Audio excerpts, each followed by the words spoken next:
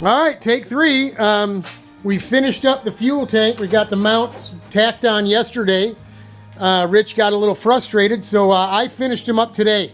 Did a quick little homework. I'll put a link to the video that I used on YouTube down below. It's Welding Tips and Tricks is the name of the YouTube channel.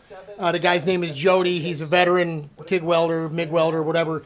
Bunch of how-to stuff on there. He's super good, man. Super good. And he has one of these inverter welders like we have. And so he kind of schooled you in that video on how to set the hertz, the balance, and all that for the AC, and what they affect.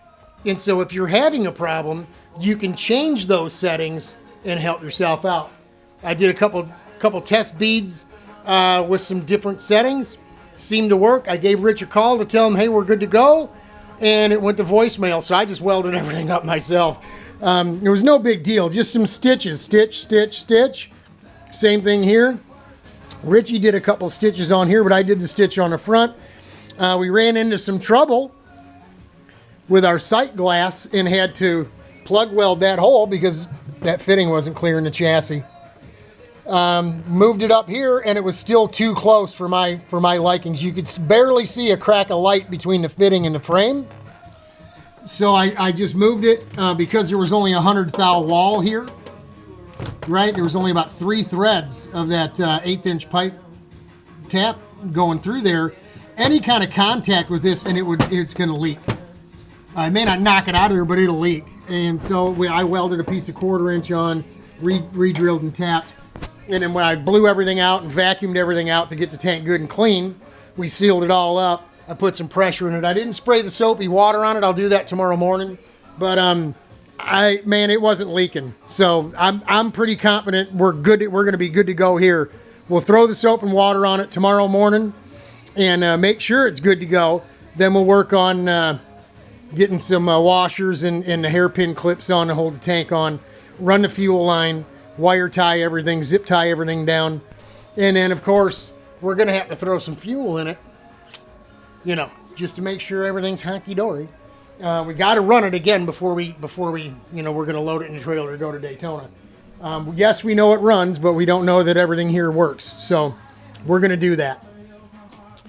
That point, we get it over to Rich's house, and there's really nothing left to do after the seat goes in, but put it on the floor, up on some 2x4s, and then roll it from the 2x4s onto the scales with me in it, and have Richard and Kenny, somebody over there reading the scales and writing it down. We make a couple adjustments on these adjustable kingpins, get it as close as we can, then lock the jam nuts down on the kingpins.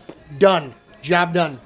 So we're little less than 3 weeks now to go. So yeah, we're getting excited. We're getting fired up. Real excited about don't tell Sherry.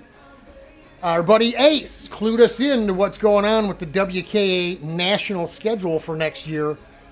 He sees it as a bad thing. I see it as a fantastic opportunity for Big Daddy to, that's right, to chase the national championship in F125. We're going to go to Daytona, right? That's the first race of the year for WKA. They only have 4 races, counting Daytona this year. 2 of them, Mid-Ohio and Pittsburgh, are literally only 3.5 hours from our house, one way. So we could run the minimum 3 of the 4 races. And guys, I like my chances. I'm sorry. I'm not going to pat myself on the back just yet. We could go down to Daytona and not even make the race, blow this thing up in practice or do some kind of, you know what I mean? That's why I moved this fitting on the tank, and we don't want to take any chances. No chances whatsoever. But I'll tell you, we go down to Daytona, win, lose, draw, whatever. We run them other 2 races. I don't make the schedule.